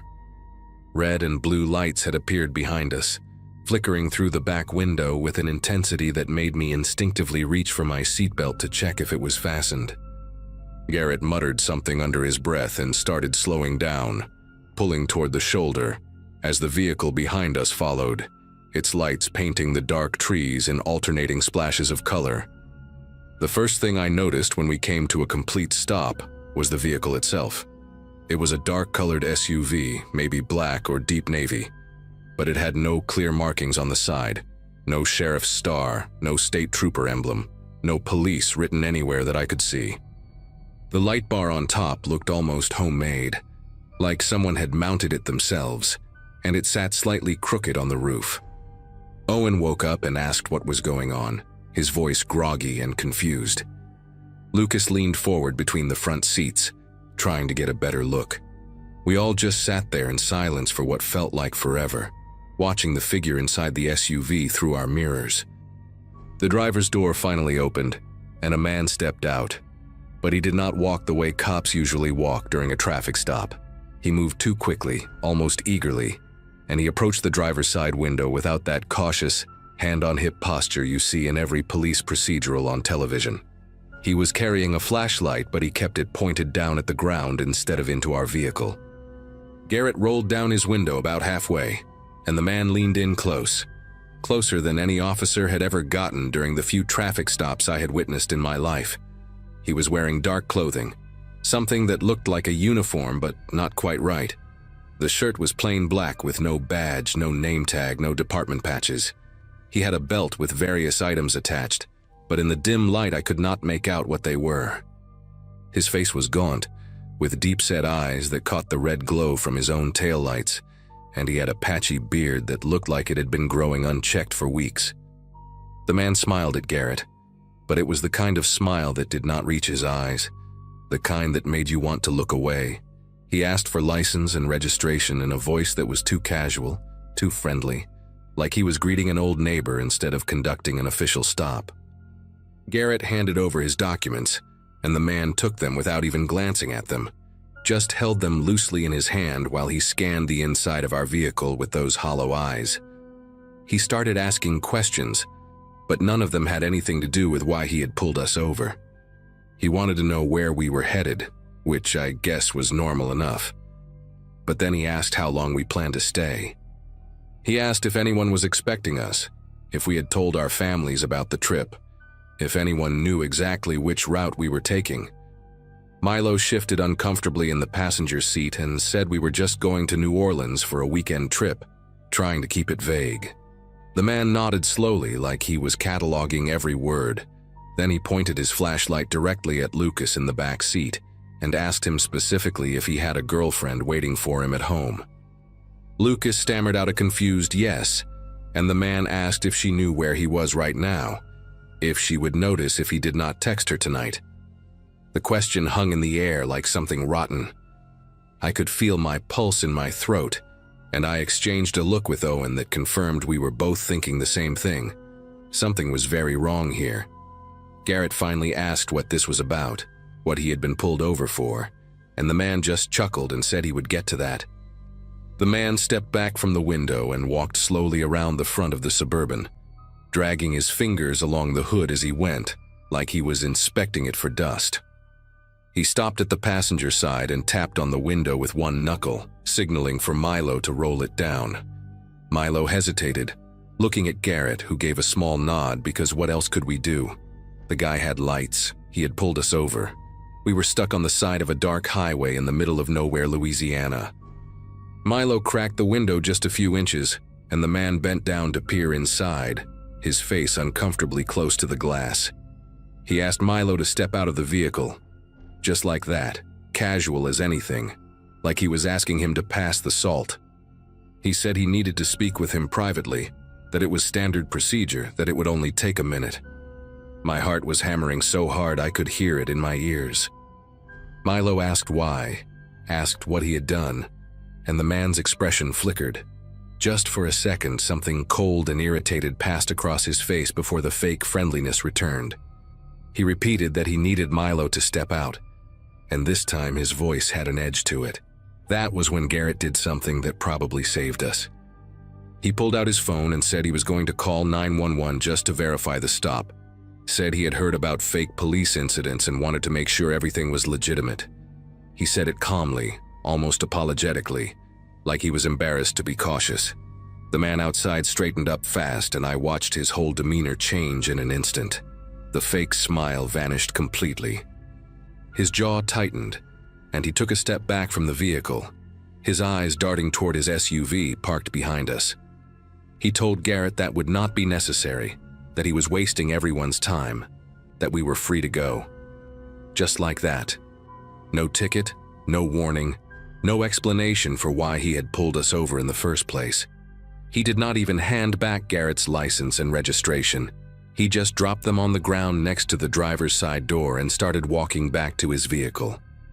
His pace was quick now, urgent, completely different from the slow, predatory approach he had used when he first got out. Owen whispered for Garrett to go, to just drive, and Garrett did not need to be told twice. Garrett threw the Suburban into drive and pulled back onto the highway, accelerating faster than I had ever seen him drive. Nobody said anything for at least a full minute. We just sat there in the glow of the dashboard lights, breathing hard, trying to process what had just happened. Lucas was the first to speak, asking if that guy was even a real cop, and none of us had an answer. I turned around in my seat to watch the SUV behind us, half expecting it to follow, but its lights suddenly went dark. The red and blue stopped flashing, the headlights turned off completely, and the vehicle just sat there on the shoulder like a dead thing. Then it made a U-turn across the median, which no police officer would ever do, and disappeared in the opposite direction without any lights on at all. We watched until it vanished into the darkness, and then we all started talking at once, our voices overlapping with fear and confusion and adrenaline. Milo kept saying he had almost gotten out of the car, that he had actually reached for the door handle before the man's questions got too strange. That thought made me feel sick in a way I cannot fully describe. We drove for another 40 minutes without stopping, checking the mirrors constantly, jumping at every pair of headlights that appeared behind us. Garrett kept his speed exactly at the limit, terrified of getting pulled over again, but also terrified of staying in that stretch of highway any longer than necessary. When we finally saw a well-lit gas station near the next exit, we pulled in without even discussing it. The fluorescent lights felt like a sanctuary after all that darkness. We parked close to the entrance where other cars were filling up, where there were cameras and people, and the ordinary sounds of a convenience store operating in the middle of the night. I got out on shaky legs and just stood there for a moment, breathing in the smell of gasoline and fried food from inside, grounding myself in something normal. That was when we noticed a Louisiana State Trooper vehicle parked on the other side of the lot, a real one with proper markings and a uniformed officer sitting inside doing paperwork. Owen suggested we go talk to him, tell him what happened, and after a brief debate we all agreed. We needed to know if what we had experienced was as wrong as it felt. The trooper's name was printed on a tag pinned to his chest, and he looked up from his clipboard with the kind of tired patience that comes from working night shifts for years. We must have looked rattled because he immediately asked if we were all right, if there had been an accident. Garrett explained what happened: the SUV with no markings, the crooked light bar, the man in plain black clothes asking invasive questions, the attempt to separate Milo from the group. The trooper's expression changed as Garrett talked. He went from politely attentive to genuinely concerned, leaning forward in his seat and asking us to describe the vehicle again, to describe the man, to pinpoint exactly where on the interstate this had occurred. When Garrett finished, the trooper was quiet for a moment. Then he told us something that made my stomach turn to ice. He said there was no authorized unit operating in that area tonight. No sheriff's deputies, no state troopers, no federal vehicles. He said we needed to file an official report immediately, and his voice had a gravity to it that told me this was not the first time he had heard a story like ours. We spent the next 2 hours at a state police station off the highway, giving statements and descriptions to a detective who recorded everything on a digital device.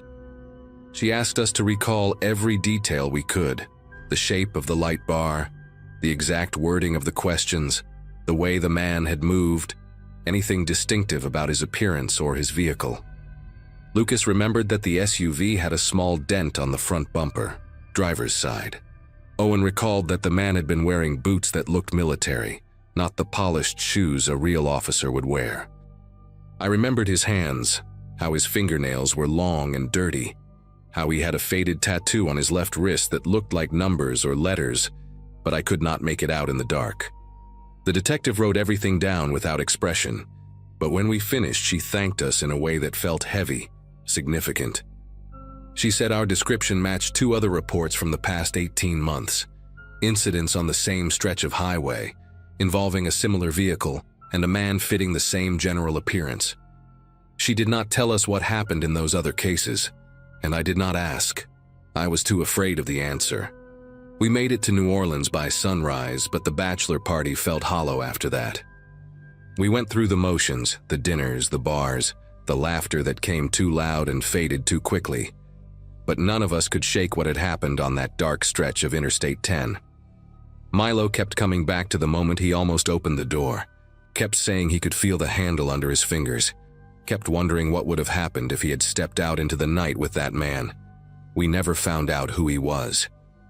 The detective called Garrett a few weeks later to say they were still investigating, that they had increased patrols in that area, but no arrest was ever made as far as I know. Sometimes I search online for news stories about that highway, about missing persons or attacks on travelers in rural Louisiana, and I find enough to keep me awake at night. I think about how easily we could have become one of those stories. I think about how the only thing that saved us was Garrett's instinct to reach for his phone. And I think about that man, still out there somewhere, waiting on a dark shoulder with his crooked lights flashing, hoping the next group of travelers will be a little less cautious than we were.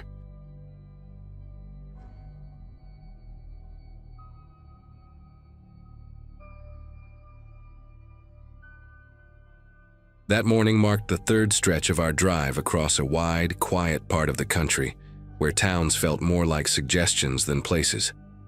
The trip was meant to reset things for us, a low-budget escape after months of stress, juggling work deadlines and school schedules. We were tired of chain hotels and figured a small roadside lodge would give us a story to laugh about later. The listing promised clean rooms, hot showers, and old-fashioned quiet, which sounded perfect after hours of engine noise. My partner Sarah was scrolling reviews while I drove, and none of them raised obvious alarms. The kids were restless but excited, counting down miles like it was a game.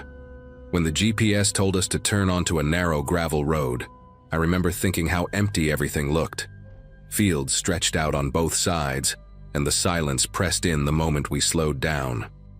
The lodge came into view like something paused in time, sitting back from the road with faded signage, and windows dulled by grime.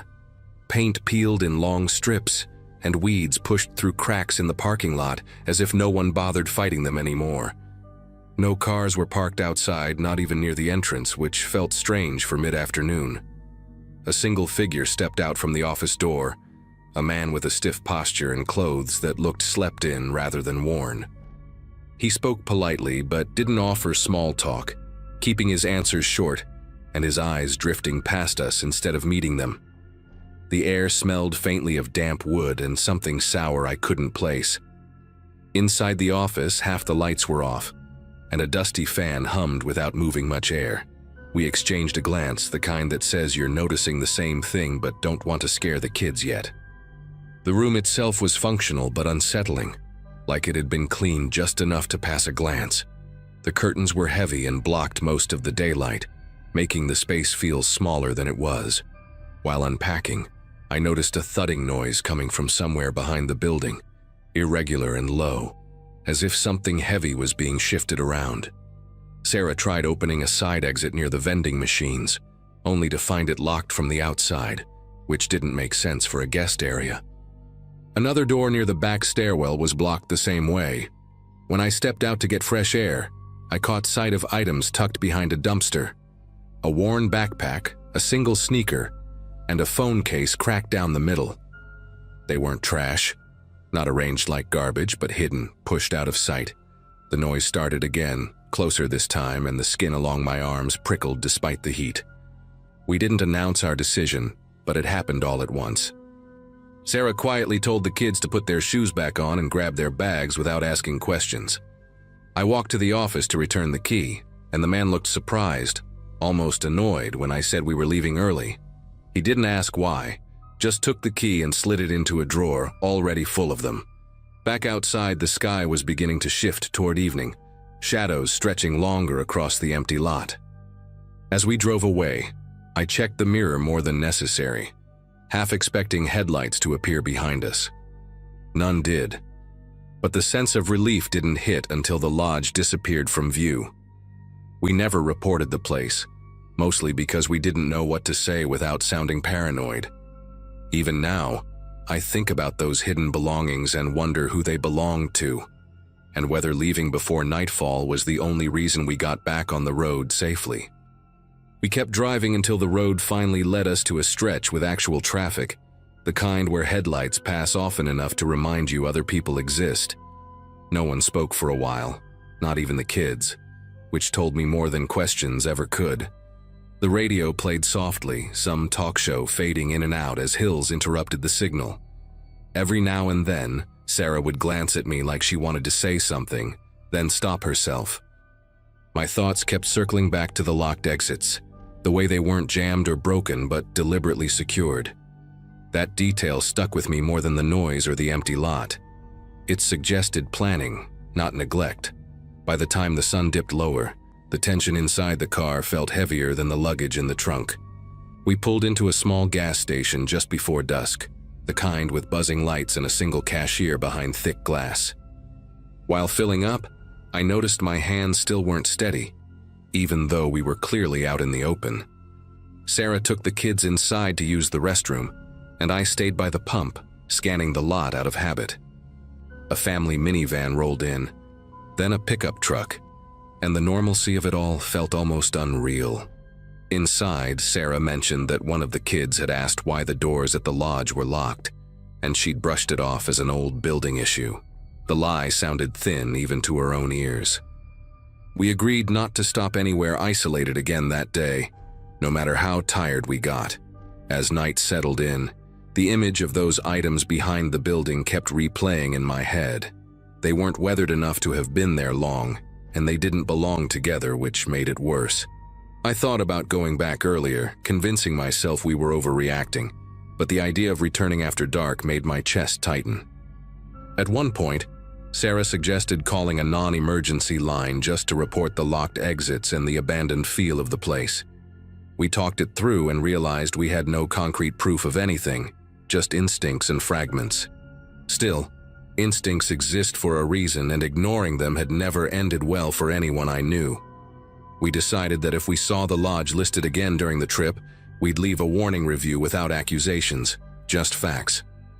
We reached a busier town late that evening and checked into a chain hotel that smelled like bleach and coffee.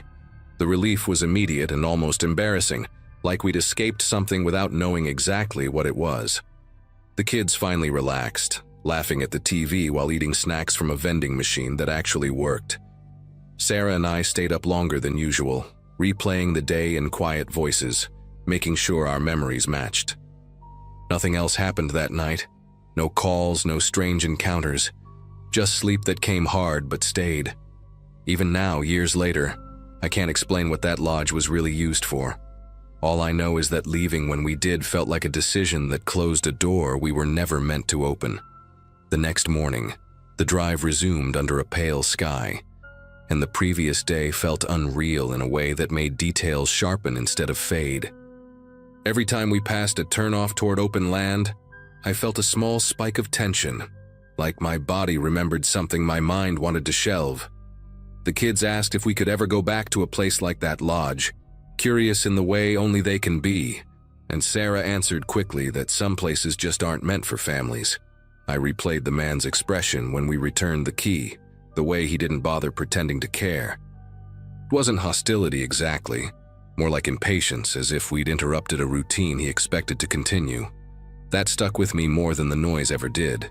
Routine implies repetition, and repetition implies others. A few days later, once we were back home and the trip had officially ended, I tried to look the lodge up again.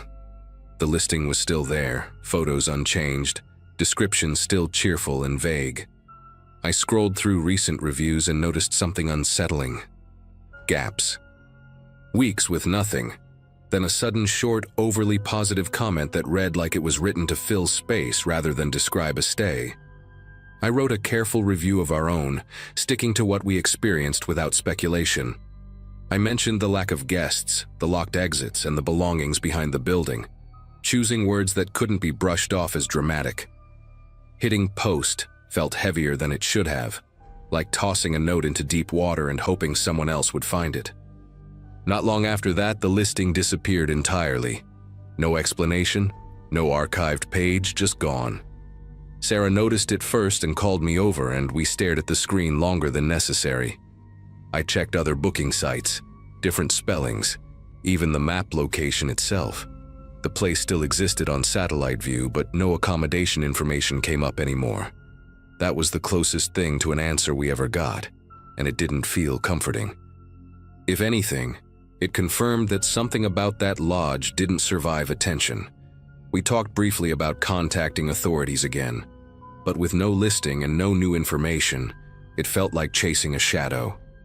Life moved on, as it always does, but that day still surfaces in quiet moments. Sometimes it's triggered by a roadside sign advertising cheap rooms, or by a stretch of road where the silence feels too intentional. I don't tell this story to scare people away from travel or small towns. I share it because sometimes the safest decision doesn't come with proof or validation, just a strong internal warning. We trusted that warning and left while the sun was still up. Whatever happened at that lodge after dark, or before we arrived, remains unknown to us. And honestly, not knowing feels like the best possible outcome.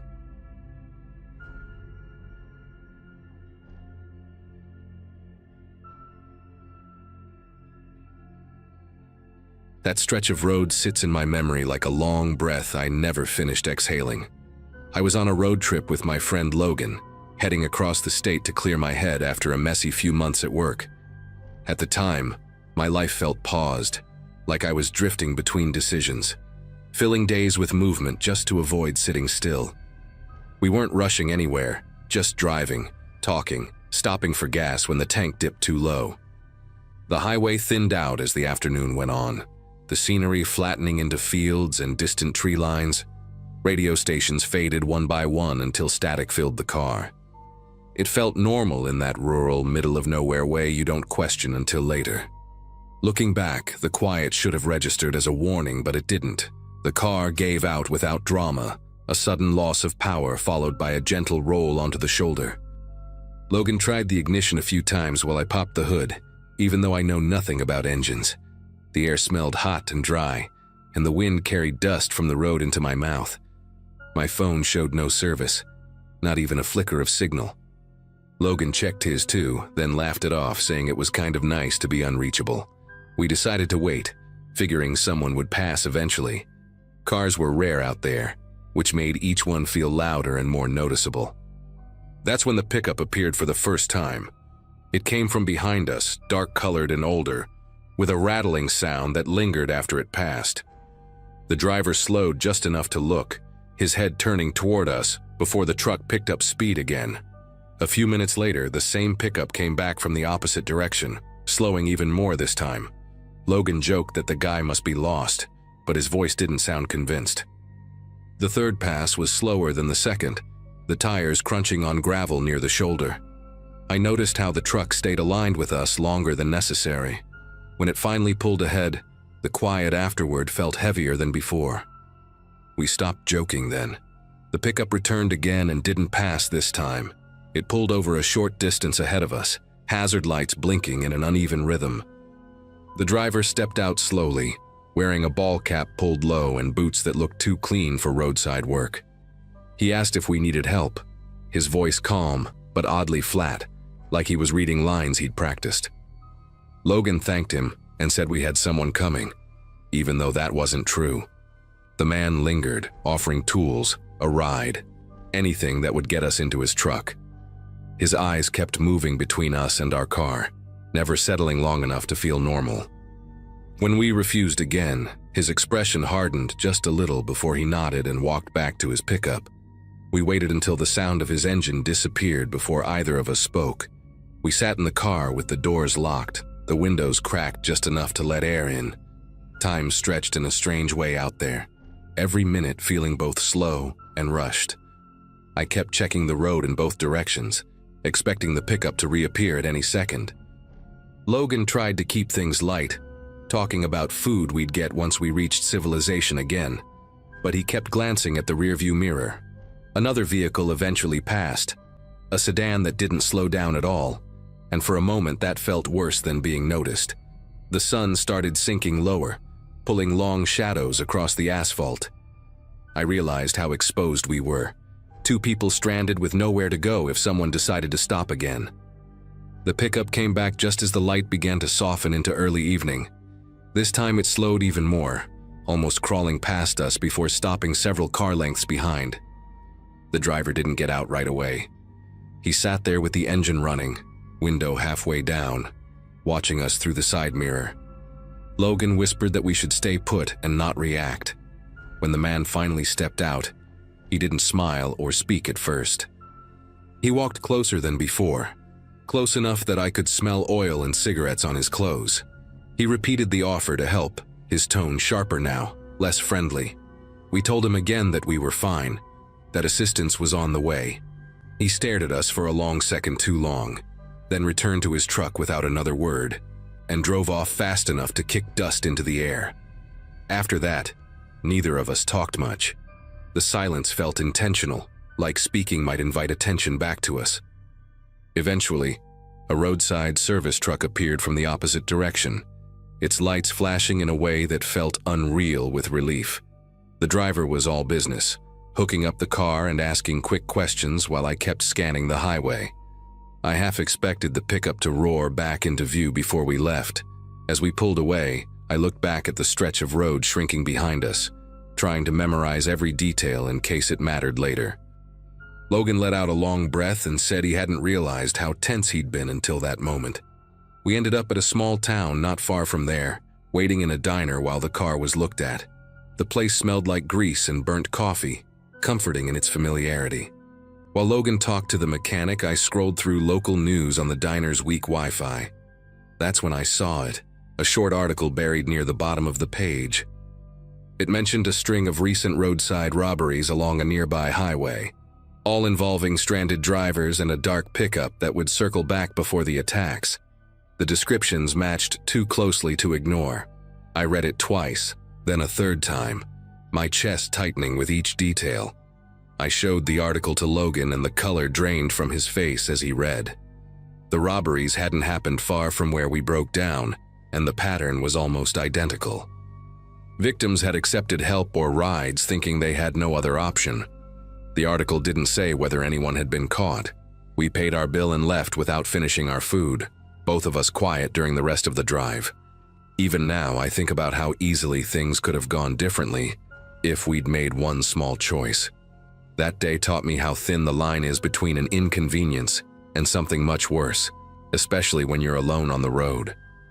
The rest of the drive felt longer than the miles on the map. Every pickup truck we passed made my shoulders tense, even hours later when the scenery changed and traffic picked up. We didn't play music. We didn't talk about what almost happened. It was like acknowledging it might give it more weight than we were ready to carry. When we finally reached our destination, exhaustion hit all at once, the kind that comes from being alert for too long. That night, I kept replaying the man's pauses, the way he lingered, the fact that he'd come back more than once. None of it screamed danger on its own, but together it formed something unmistakable. In the days that followed, I couldn't stop checking news updates from that area. A few more reports surfaced, then nothing. No arrest, no closure. Logan and I talked about it once more, sitting in silence afterward, both of us knowing how close we'd come without ever agreeing on the details. He admitted he'd considered getting into the truck just to end the waiting. That scared me more than the stranger ever did. It made me realize how vulnerability changes your judgment, how exhaustion and isolation can make bad ideas feel reasonable. I started carrying extra water, a paper map, and a roadside kit after that trip. Not because I thought preparation would make me fearless, but because I never wanted to feel that powerless again. Sometimes I still picture that highway, how wide and empty it was, how easy it would have been for something terrible to unfold without witnesses.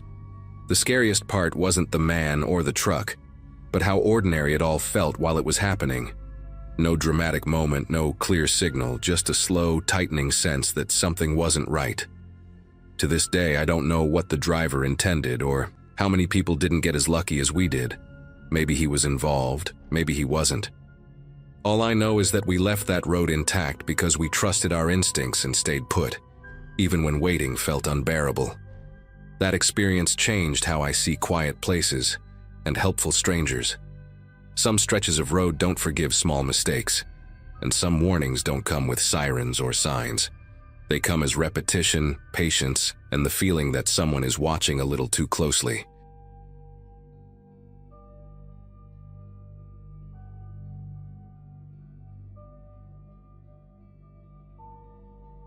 Early that morning, the trip still felt simple and almost boring, the kind of drive meant to clear your head.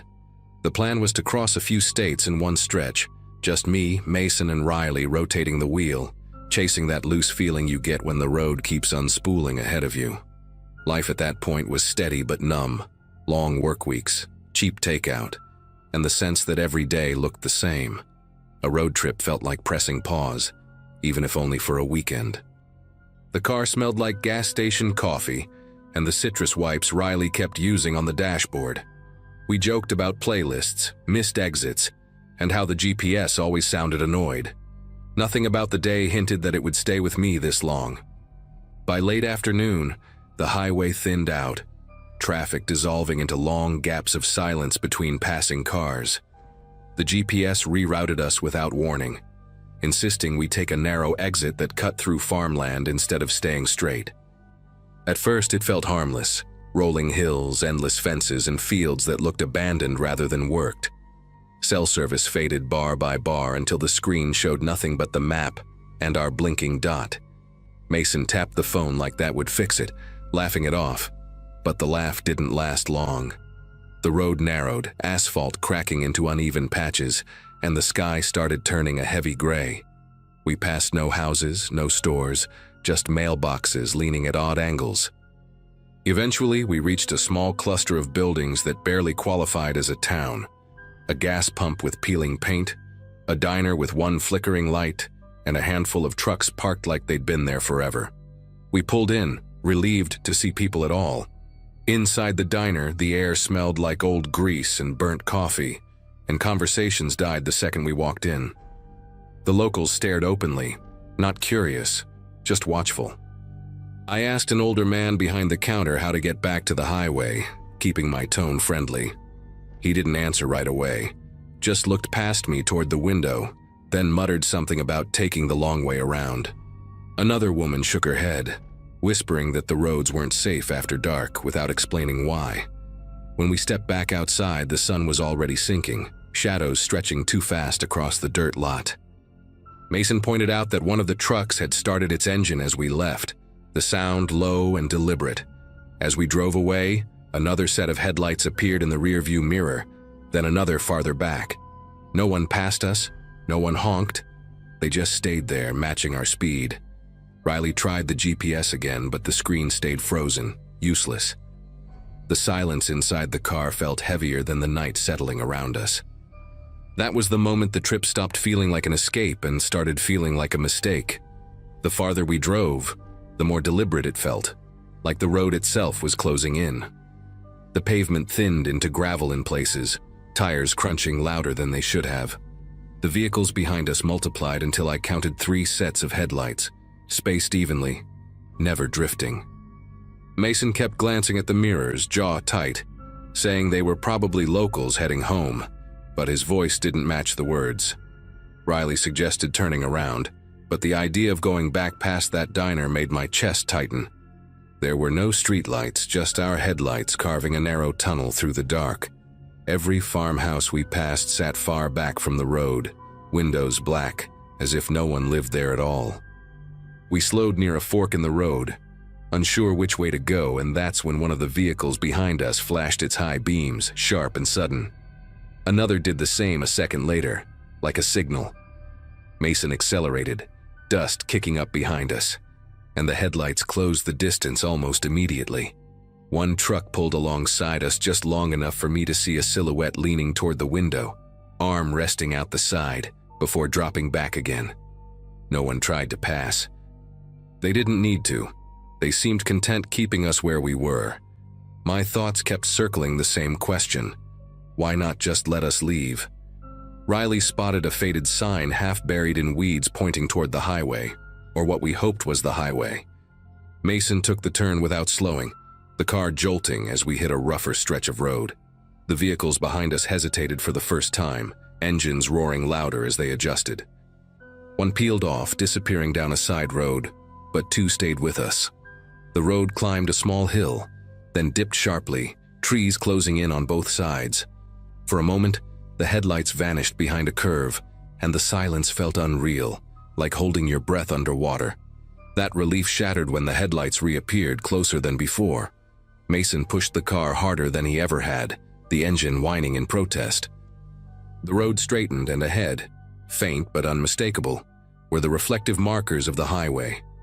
As soon as our tires hit smooth asphalt, the vehicles slowed, then stopped altogether, their headlights cutting off one by one. We didn't slow down. We didn't look back. The rest of the drive passed in a haze of adrenaline and disbelief, each of us replaying the same images in our heads, trying to make sense of something that refused to feel random.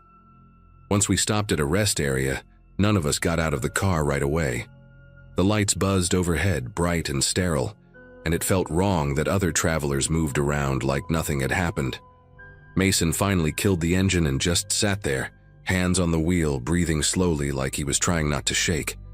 Riley broke the silence by saying the whole thing sounded insane out loud, which somehow made it worse.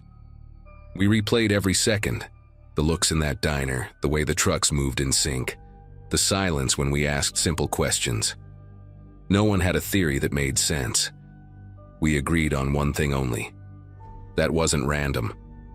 Later that night, at a motel we hadn't planned on stopping at, sleep didn't come easily. Every headlight passing outside the curtains made me tense up, listening for engines slowing down.